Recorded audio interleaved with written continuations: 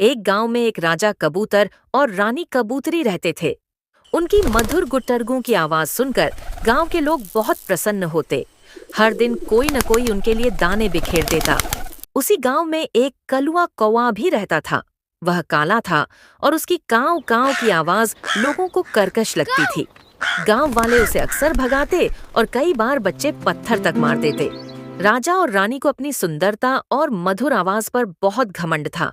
वे न तो कलुआ से बात करते, न ही किसी साधारण या जंगली कबूतर से।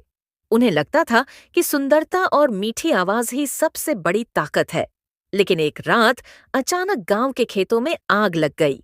लपटें तेजी से फैलने लगीं और कुछ ही देर में वो नारियल का पेड़ जिस पर राजा रानी का घोंसला था, आग की चपेट में आ गया। राजा और रानी ने डर से उड़ान भरी और गांव में जाकर जोर जोर से गुटरगू करके मदद मांगी। गुटरगू, हमारी मदद करो, हमारा घर जल रहा है। पर रात गहरी थी और उनकी मीठी आवाज इतनी धीमी थी कि किसी ने नहीं सुनी। वे अपने पड़ोसी कबूतरों के पास पहुंचे, पर जिन्होंने कभी उनसे बात तक नहीं की थी, वे अब मदद करने से कतराने लगे। तभी दूर से कलुआ कौवा ने यह सब देखा। उसने तुरंत अपने साथियों को बुलाया और कहा, चलो भाइयों, हमारे पड़ोसी मुसीबत में हैं, हमें उनकी मदद करनी चाहिए। फिर सभी कौवे एक साथ उड़कर गांव के ऊपर मंडराने लगे और एक स्वर में जोर जोर से कांव कांव कांव करने लगे। उनकी आवाज इतनी तेज थी कि पूरा गांव जाग गया। लोग बाहर निकले, आग देखी और मिलकर उसे बुझा दिया। जब सब शांत हुआ तो राजा और रानी की आंखों में आंसू थे।